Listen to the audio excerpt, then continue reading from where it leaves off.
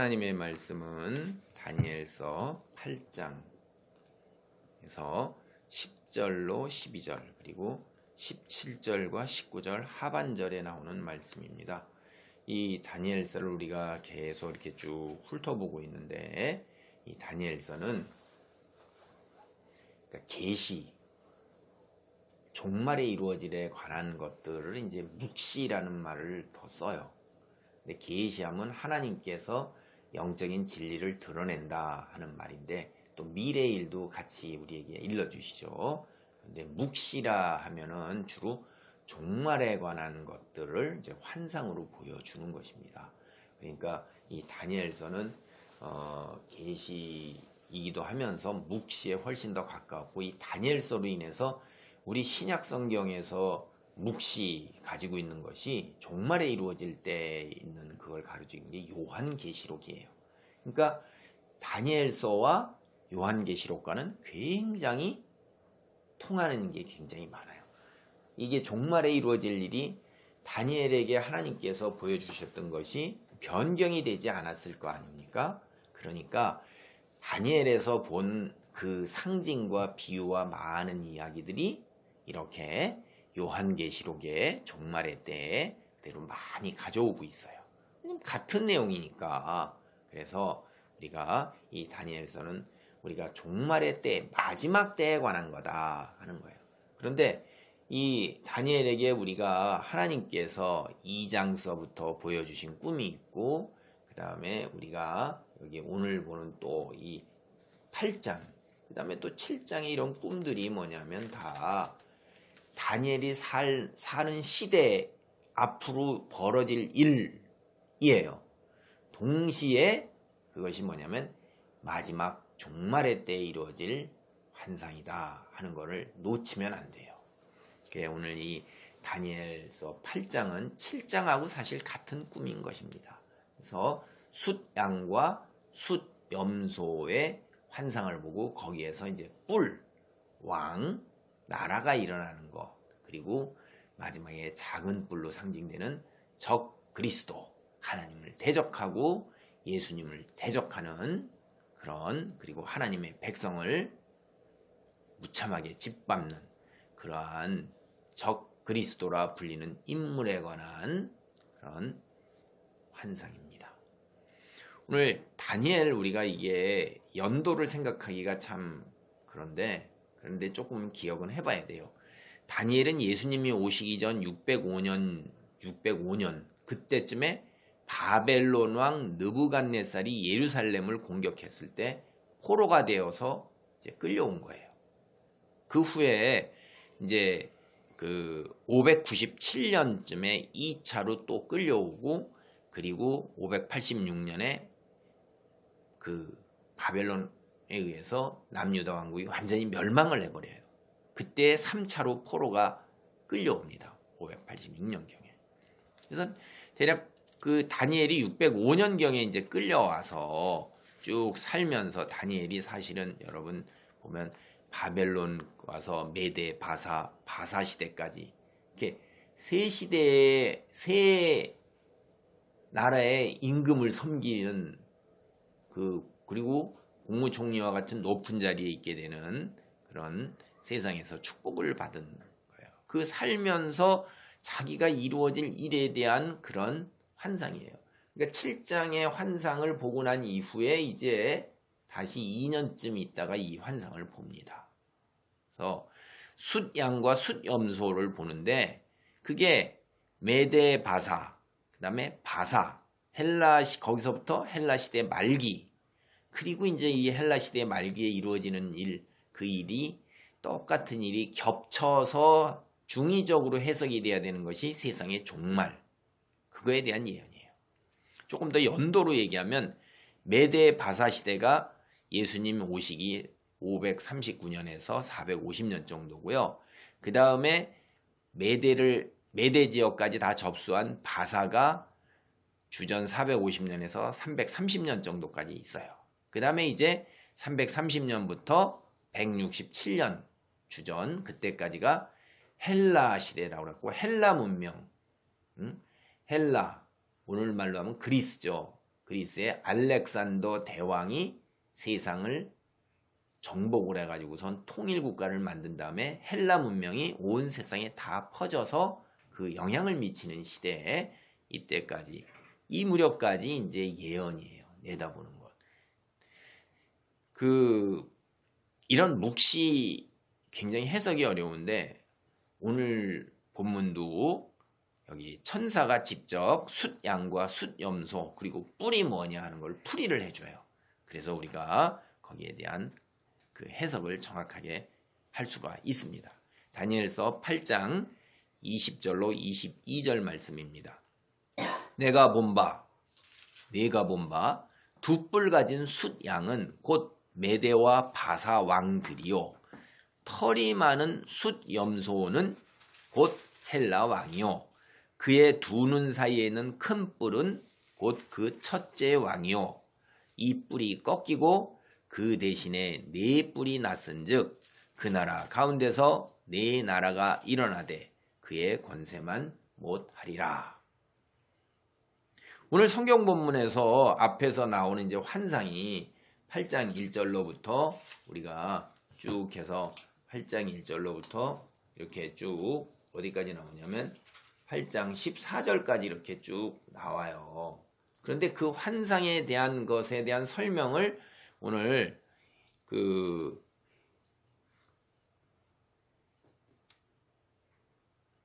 20절로부터 22절까지 그 가브리엘 천사가 나타나서 이야기를 하고 있어요.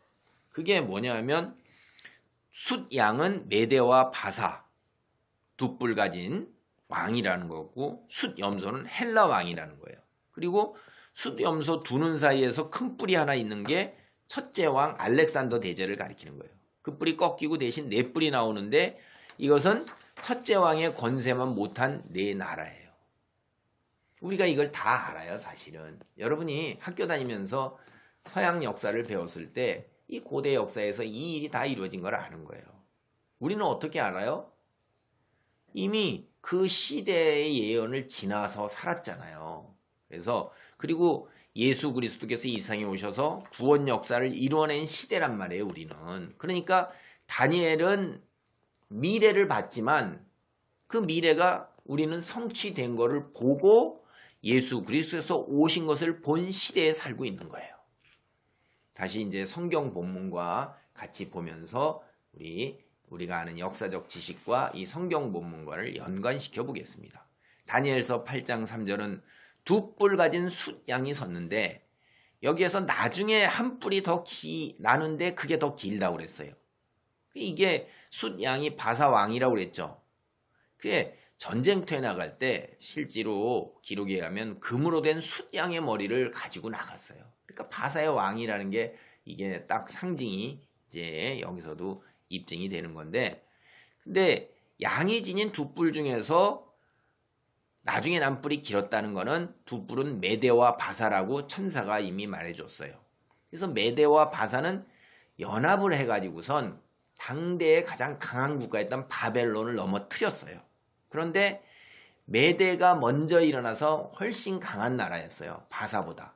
그런데 고레스 왕 때에, 바사의 고레스 왕 때에 메대 그 지역 전체의 통치권을 접수하면서 이제 메대까지 합쳐버려서 바사가 시작된 거죠. 그게 예수님 오시기 450년 전이에요. 이 성경 말씀이 그대로 이루어진 거죠. 가장 강한 나라가 된 거예요. 바사가. 이제 바사는 성경에서 바사라고 그러는 거는 우리는 학교에서 배울 때 페르시아라고 배웠어요. 페르시아. 그래서 다니엘서 8장 4절을 보면 숫양이 서쪽과 북쪽과 남쪽을 향하여 받아요. 막 머리 뿔로 받는데 당할 짐승이 없는 거예요. 근데 서쪽은 원래 성경이 여기에 8장서부터는 다시 이제 히브리어 말로 쓰여져 있어요. 그 전에 또는 아람어로 쓰여져 있다가 히브리어 원문에 바다 쪽이라는 거예요. 서쪽이. 여러분 한번 이스라엘을 한번 생각을 해보세요.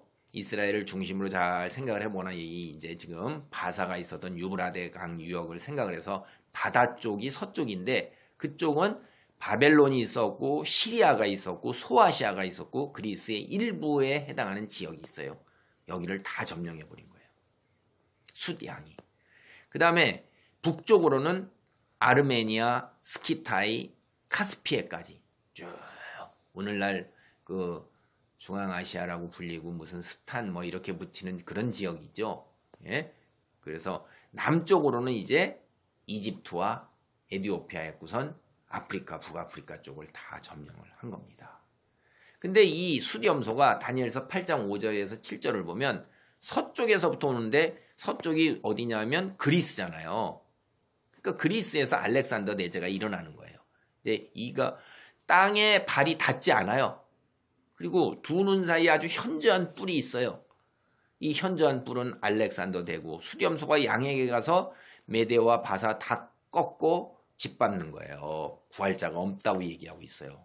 그래서 사실 서쪽에 그리스에서 일어난 알렉산더 대왕이 메데바사 연합군을 2번이나 물리쳤고 물리친 후에 3년 만에 고대 근동을 다 점령한 거예요. 이거 어마어마하게 빠른 겁니다. 이게 발이 보이지 않을 만큼 정복이 빠른 거예요. 이후 7년 내에 세계를 그때 알려진 당시 동으로는 오늘날 우리가 인도라고 불리는 지역서부터 북아프리카부터 지중해, 그리스 이런 데까지 다 점령했으니까 얼마나 대단한 나라예요. 이게 헬라예요.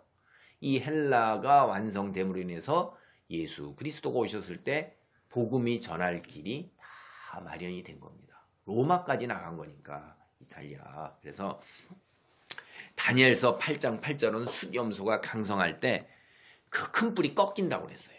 그리고 네 뿔이 나온다고 말했죠. 대단한 제국을 이룬 알렉산더 대왕 열병으로 급사해버려요. 꺾인 거죠.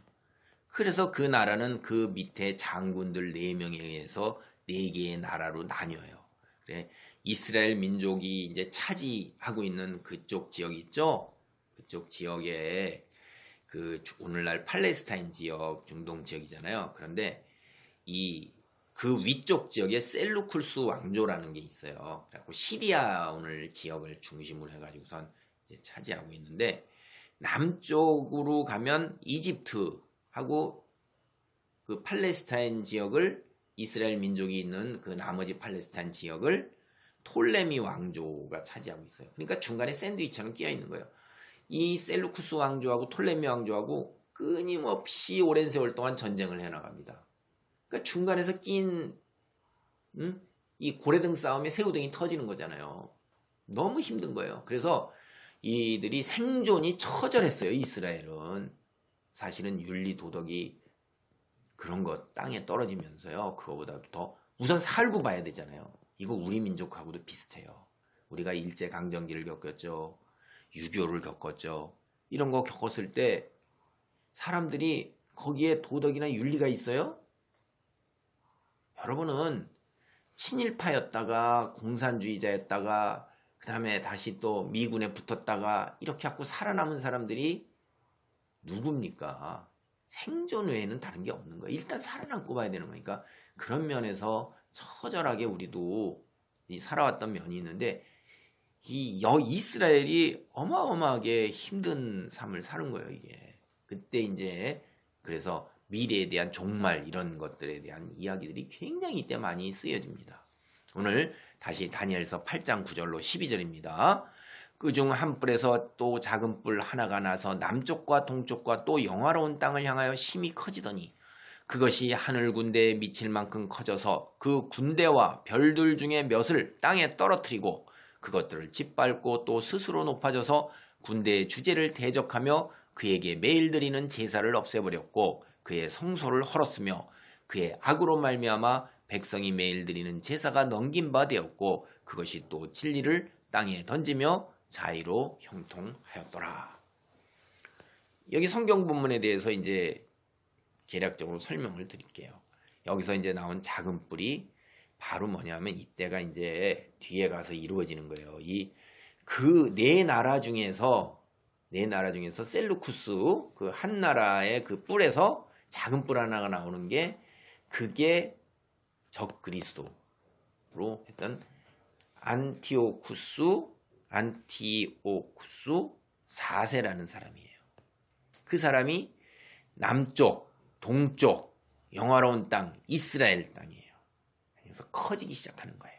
처음에 작은 뿔로 시작했는데 그래서 이집트를 향해서 뻗어나가고 이제 동쪽을 향해서 저 유프라테스 강 쪽 메데바사 지역을 향해서 뻗어나가는 거예요. 근데 이것이 하늘 군대는 이스라엘 백성을 하늘 군대라고 불러요. 나의 하나님께서 출애굽 당시부터도 군인으로 군대로 부르셨잖아요. 이스라엘 백성들을 어떻게 해요? 떨어뜨리고 짓밟는 거예요. 별들이라는 것은 이스라엘의 그 영웅들, 믿음의 영웅들 이런 것들을 그리고 자화자찬 속에 빠지는 거예요. 그래서 군대의 주제 누구예요? 하나님이시잖아요. 대적해서 하나님께 이스라엘 백성은 매일 번제를 드렸어요. 그렇게 드리라고 그래갖고 그렇게 드려오고 있습니다. 그걸 없애버렸어요. 예루살렘 성전을 다 헐어버렸고 그래서 이제 이게 하나님께 매일 드리는 제사가 이때 처음으로 이스라엘 민족이 시작된 이후로 이때 167년경에 멈춰버립니다. 이스라엘 민족이 출애굽한 이후로 한 번도 끊이지 않았던. 그래서 진리를 땅에 던졌다는 건 성경을 갖다가 이야기하는 거예요. 그리고 스스로 행하는데 다 형통하는 것 같아요.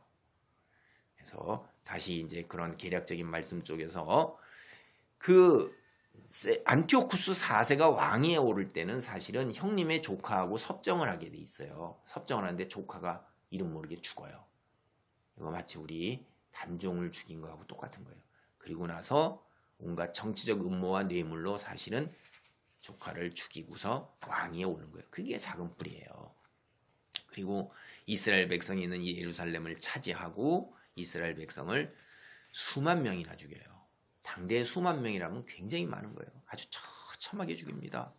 얼마나 나무에 매달아 죽인 건 말도 할 것도 없고요. 그 아기까지도 전 물리는데 그냥 매달아서 죽여가지고 그 다음에 하나님을 거역해라 믿지 말아라 이렇게 하면서 거의 지나가면서 포기하고 그걸 고개 안 돌리는 자는 다 죽여버리고 죽인 사람들의 머리를 성문 어귀에다 산처럼 쌓아놓고 뭐 그냥 이런 말할 수가 없어요. 이게 왜 이게 이제 이런 일이 이제 이가 했냐면 그 기원이 이렇게 되는 거예요. 그 톨레미 왕조하고 그 전서부터 여기는 둘이는 계속해서 싸우고 있잖아요. 그러니까 자기가 이제 왕이 되었을 때 이집트 정복에 나섰어요. 근데 1년 전에 이집트 정복에 나서 가지고선 큰 승리를 거뒀는데 전쟁을 하게 되면요 여러 차례 싸우지 한 번에 가서 이렇게 하잖아요. 알렉산더 대제처럼. 그래서 다음 해에 이제 다시 또 이집트 정복에 나서는 거예요. 그러니까 이집트가 이제 두려움에 떨어갖고 로마에다가 도움을 요청을 하는 거예요. 그러니까 로마에서 장군 한 명에다가 호위병 몇 명 붙여서 이 안티오쿠스 4세에게 보냈어요. 그래서 장군이 안티오쿠스 4세 왕에게 가서 본국 시리아로 돌아가라 이렇게 로마의 명령을 전합니다. 그랬더니 왕이 생각할 시간을 달라. 그랬더니 이 장군이 나무 막대기 가지고 그 사람 발에다 동그라미 하나 딱 꺼놓고 그 동그라미 안에서 나올 시간 줄 테니까 결정해라 이러는 거예요. 그래서 이 안티오쿠스 4세 왕이 아무 말도 더 못하고 그냥 본국으로 짐을 싸들고 철수한 거예요. 다 전쟁에서 다. 그 전쟁 준비를 어마어마하게 했던 거를 그냥 그 로마의 장군 한 명의 이야기에 그냥 전체 다 해군에서 돌아가는 거예요. 얼마나 수모입니까? 왜 그럴까요? 여러분 이 로마 장군 뒤에는 사실 누가 있는 거예요? 로마의 힘이 있는 거예요. 그러니까 병사 몇 명하고 달랑 찾아와 가지고선 왕에게 그렇게 얘기를 하는데 그거를 거역을 못하는 게 뒤에 있는 엄청난 그 힘 때문에 장군 하나 죽이는 거 쉽죠. 근데 그 다음은 어떻게 될 거예요? 자기가 멸망하게 되는 거예요. 로마의 그 군사력이 어마어마하다는 걸 어떻게 하냐? 예, 자기 아버지 때 로마하고 전쟁을 해서 안티오쿠스 3세 로마에게 패했어요. 그래갖고 자기는 로마에 끌려가서 15년을 인질로 살았어요. 그때 얼마나 로마가 큰 힘을 가지고 있는가를 15년 동안 거기서 다 봤고 그 다음에 자기 아버지는 전쟁에 패했기 때문에 로마에다가 조공을 바쳐야 되는데 그 조공의 액수가 너무나 거액이기 때문에 바치다가 백성에게 돌에 맞아 죽어요. 그때 우상 성전에 있는 거 그런 것까지 다 그냥 다 이렇게 죄다다. 옛날 걸핏하면 왕들이 성전에 이제 귀한 물건이 많으니까 그 보험을 다 긁어다가 하려고 그러다가 맞아 죽습니다. 그러니까 로마가 얼마나 큰지 아는 거예요. 여러분, 우리는 누구예요? 우리 그리스도인. 하나님의 대사예요. 복음의 대사예요. 우리의 뒤에 누가 있어요?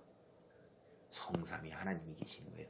세상에 사실 우리 눈으로 볼 때, 이 세상에 볼 때 우리가 이 악한 자들, 권세 잡은 자들에게 어떻게 우리가 대항을 해요?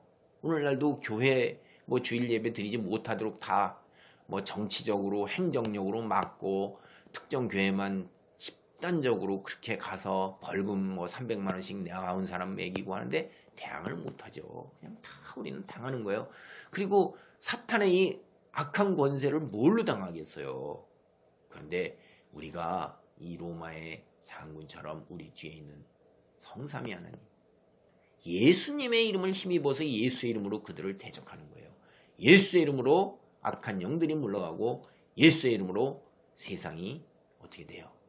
치유와 회복으로 변화되기 때문에 우리는 그렇게 나가는 것입니다. 복음의 대사로 부르심을 받은 우리 뒤에 현실을 보지 마시고 우리 뒤에 계신 하나님 기억하시기 바랍니다. 그래서 돌아가면서 이제 수치를 겪었죠. 그 분이 막 부글부글 끓어오는 거예요. 그런데 이때 틈타서 이스라엘이 이제 자신에게 반역, 이스라엘을 다 점령했는데 거기서 벗어나고자 반역 음모를 꾀한 거 있단 말이에요. 돌아가면서 이스라엘 지역 완전히 쑥대밭을 만드는 것입니다. 아까 제가 수만 명이나 죽였다고 그랬죠? 그렇게 하는 거예요. 가서 반역한 이스라엘을 보복하면서 그 반역을 꾀했던 아들 다 색출하고 사람들을 그냥 막 무차별로 죽이는 겁니다. 분노를 거기다 다 쏟아붓는 거예요.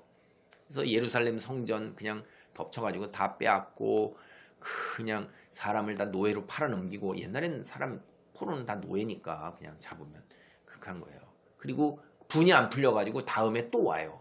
그래갖고 이제 극단적으로 하나님께 대항을 하는 거예요. 예루살렘 성전에다가 헬라 문명이 싹 다 이제 접하고 있다고 그랬죠. 제우스 동상을 세우는 거예요. 제우스 동상. 그리고 제우스 동상에 제물 바치는 제단도 세우고, 이거 말이 안 되죠. 하나님의 거룩한 성전, 거기에 어떻게 이방인은 들어가지도 못하는 거예요.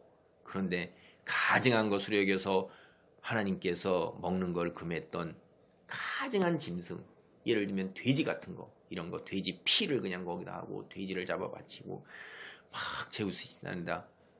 이스라엘 백성 하나님 섬기는 자는 다 죽이는 거예요. 할례도 못하죠. 금식도 못하죠. 안식일도 못 지키죠. 그 다음에 모든 종교적 행사, 절기 못 지키죠.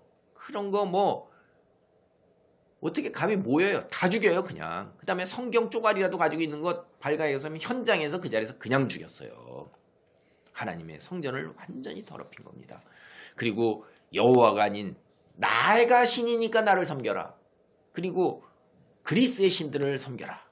이런 걸 강요하는 거예요. 안 하는 자들은 그냥 그 자리에서 다 죽이는 거예요. 그래서 하나님께 매일 드리던 번제가 이때 당시에 이제 안티오쿠스 4세에 의해서 그날 멈춰버리는 것입니다. 작은 뿔이 행한 일이 뭐였어요? 이 안티오쿠스 4세, 오늘날 그걸 적그리스도라고 그래요. 오늘날로는 하나님을 대적하여 행하는 일이에요. 악행과 살인이 그게 하는 일 전부예요. 근데 그게 굉장히 형통하는 거예요. 그게 그런 데서 형통한 거예요. 진리가 땅에 떨어진 거, 성경 찢어지고 불에 타고 성경 지니고 있는 자 다 죽이고 그런 거예요. 근데 이제 다니엘서 8장 13절로 14절을 보면 이러한 일이 2300일 주야 계속될 거라는 거예요. 2300일 그냥 보면 이걸 이 주야니까 반이구나, 1150일이구나. 그러면 안티오쿠스 4세가 이스라엘 백성에게 하나님을 대적하는 이런 악행을 저지르는 날수가 이만큼이에요.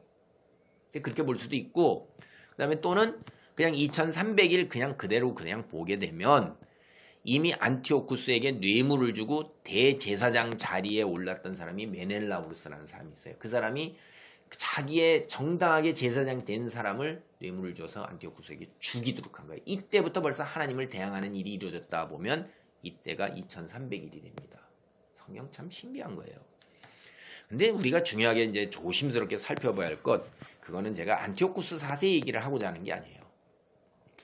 여러분, 다니엘서 8장 17절과 19절 후반절에 분명히 이 환상은 정한 때 끝에 관한 것이니라 라고 가브리엘 천사가 분명하게 얘기하고 있어요. 두 번이나 얘기하고 있어요. 이 가브리엘 천사는 이름의 뜻이 하나님의 영웅, 하나님의 영웅이라는 뜻이에요. 우리가 천사의 이름을 두 분을 알아요. 미가엘과 가브리엘을 아는데, 이 가브리엘 천사가 누구냐 하면 누가복음 1장 19절을 보면 세례 요한의 아버지 스가랴 대제사장에게 나타났어요. 그 다음에 또 누가복음 1장 26절을 보면 마리아에게 나타나서 예수님의 수태고지를 한 천사예요. 굉장히 하나님의 영웅, 우리에게도 영웅이에요. 정말로. 우리는 여기서 안티오쿠스 4세 출현으로 다니엘 환상이 완전히 성취하게 되었다, 이렇게 생각하면 안 된다는 거예요. 가브리엘 천사가 분명히 정한 때 끝, 이건 뭐예요? 세상의 정한 때 끝, 마지막 종말, 심판, 새하늘과 새 땅이 이루어지는 그때라는 거예요. 그러니까 이 안티오쿠스 4세 1차적으로 이 환상이 성취된 거예요. 적그리스도를 통한 나머지 성취는 아직도 세상 종말 때까지 여전히 유효하게 남아있다는 것입니다. 8장 24절입니다. 그의 권세가 강할 것이나 자기의 힘으로 말미암은 것이 아니며 그가 장차 놀랍게 파괴 행위를 하고 자의로 행하여 형통하며 강한 자들과 거룩한 백성을 멸하리라. 엄청나게 권세가 강한데 자기 힘으로 맑은 거 아니라는 게 여기서 이제 적그리스도의 정체가 분명하게 드러나는 거예요. 이건 자기 힘이 아니라 다른 힘이에요. 자기 힘이 아니고 다른 힘이면 뭐겠어요? 세상 나라 누가 다스리시죠? 하나님이 다스리시잖아요. 근데 하나님께서 하나님을 대적하는 자에게 힘을 주실 리가 없죠. 그럼 그 힘은 어디서 와요? 어둠의 세력 사탄에게서 오는 거예요. 사탄의 능력으로 이런 일을 행하는 것입니다. 사탄이라는 것이 기본적으로 거짓과 속임수가, 그리고 그래서 파멸과 파괴, 이게 기본적인 거예요. 그들은 하나님께서 창조하신 세상, 이 세상에서 복되게 살아가는 그 인간, 하나님의 백성들의 삶, 이걸 못 보는 거예요. 그냥 생명체가 복 누리는 거 절대 두고 보지 못해요. 눈꼴셔서 못 보는 거예요. 어떻게든지 어떻게 돼요? 파괴하려고 그러는 거예요. 이게 파괴하는데 천재예요. 세상 사람들 불화하고 반목하게 만드는데 일가견을 가지고 있다, 이 말이에요. 그래서 사람들을 무리짓도록 충동질하고 서로 사랑하고 돕고 배려하는 대신에 서로 미워하고 다투고 갈등이 일어나서 파멸과 파괴로 이르도록 술수를 부리는 거예요. 여러분, 세상에 이런 일에 천재적 재능 발휘하는 사람들이 있어요. 자신의 이익을 위해서, 자신의 권세와 명예, 재물을 위해서 다른 사람의 희생을 먹이로 삼는데 아주 뛰어난 재능을 발휘하는 사람들이 있다, 이 말이에요. 8장 25절입니다. 그가 꾀를 베풀어 제 손으로 속임수를 행하고 마음에 스스로 큰 체하며 또 평화로운 때에 많은 무리를 멸하며 또 스스로 서서 만왕의 왕을 대적할 것이나 그가 사람의 손으로 말미암지 아니하고 깨지리라. 적그리스도는 하나님을 기본적으로 대적하잖아요. 사탄이 뒤에 있는 거예요. 그는 사탄의 본성을 그대로 담아요. 거짓과 속임수와 술수가 사탄의 기본적인 본성이야. 그가 행하는 것마다 거짓이고 속임수예요. 그리고는 스스로 공치사를 하면서 큰 차에 대단한 존재인 것처럼 포장을 해요. 평화롭게 사는 모든 사람들을 죽이고 하나님을 대적해요. 여러분, 오늘날 안티오쿠스 4세 그 모습이 새겨지는 그때의 동전이 발굴이 되었어요. 거기에 뭐라고 하냐면 글자가 신의 현현, 자신을 육체로 나타낸 인간의 모습을 한 신이라고 생각해서 자기 동전 만들어 놓고 자기 얼굴 모습 만들어 놓고 거기다가 신의 현현이라고 그러는 거예요. 이게 에피파네스라고 그가 그래서 불린 거예요. 그건 뭐냐면 신이 나타나셨다. 신의 현현, 우리말로 쉽게 풀면 신이 나타나셨다. 자기가 육체로 신이 되어서 나타났다는 거예요. 그렇게 생각한 거예요. 근데 이게 사실 이게 정신병자죠. 에피파네스가 아니라 에피마네스예요. 정신병자는 에피마네스입니다. 정신병자로 평생을 살다가 죽어간 거예요.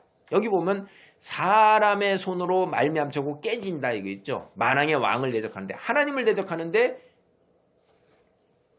사람의 손으로 말미암고 깨지는 거예요. 참, 여러분 이 박해가 이렇게 너무나 심하게 일어나서 이제 이렇게 대구 당하니까 제사장이 들고 일어난 사람이 있어요. 먼 시골 총구석의 제사장이 예루살렘의 대도시에 막 이런 제사장들은 다 끽소리도 못하고 막 그냥 일부는 변절하고 이랬는데 시골에 있는 촌구석의 작은 제사장이 일어나서 그 아들 하나가 계속 그 아들들과 더불어서 여기에 대항하기 시작을 합니다. 게릴라전을 펼치는데 이때 유대인들이 함께 모여서 거기에 싸우는데 그 아들 중에 하나가 마카비, 이게 망치라는 뜻이에요. 망치. 마카비가 전쟁에 대단한 능력을 가지고선 이 시리아의 안티오쿠스 4세 군대 게릴라전을 펼치다가 점점 사람이 많이 모여서 전쟁으로 해서 곳곳에서 계속 승리를 거둬서 예루살렘까지 다 회복을 하고 쫓아내요. 안티오쿠스 4세 군대가 완전히 패배한 거죠. 야, 참 이건 하나님의 역사예요. 그래서 이 안티오쿠스 4세가 화병이 걸린 거예요, 이게. 그래갖고 괴로워서 시름시름하다 화병으로 그냥 앓다 죽은 거예요. 사람의 손으로 죽은 게 아니에요, 이게. 다니엘서 8장 25절 예언대로 사람의 손으로 사람의 손으로 칼로 죽인 게 아니랍니다. 이때가 주전 167년이에요. 그래서 이때 이제 이 폭정에서 벗어난 이스라엘이 이 제사장 가문이 이제 신정일치로 돼가지고 왕조를 열어요. 이게 하스모니아 왕조예요.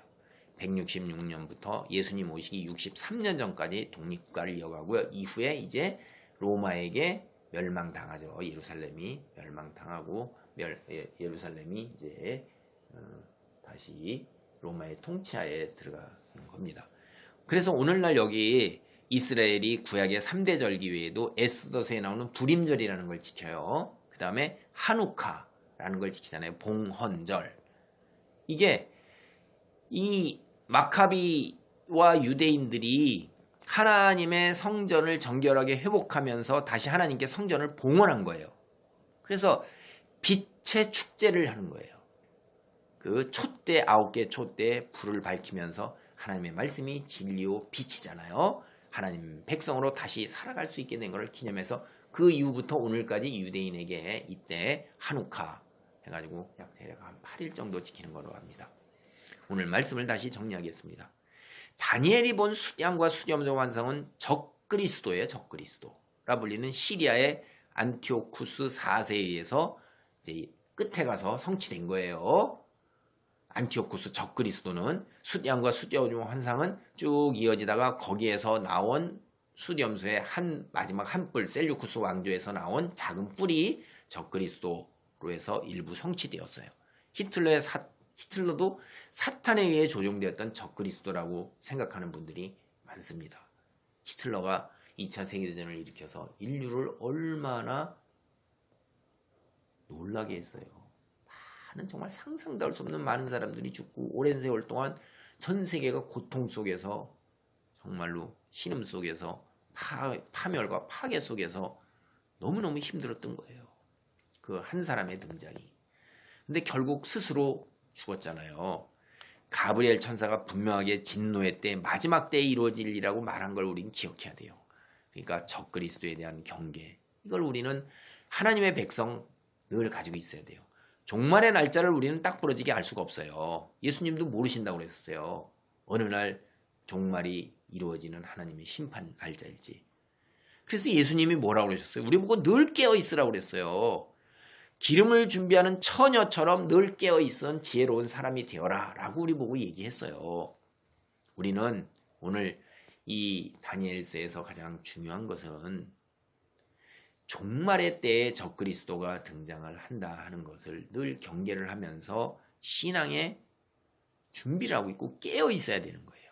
세상과 구별된 거룩한 삶, 믿음의 사람, 준비하는 삶, 이런 삶을 살아야 된다는 거죠. 그것이 오늘 다니엘서 8장에서 하나님께서 우리에게 주시는 적그리스도에 대한 교훈인 것입니다. 항상 기름을 준비하고 주님을 맞을 준비를 하는 지혜로운 하나님의 백성이 되기를 바랍니다. 아멘.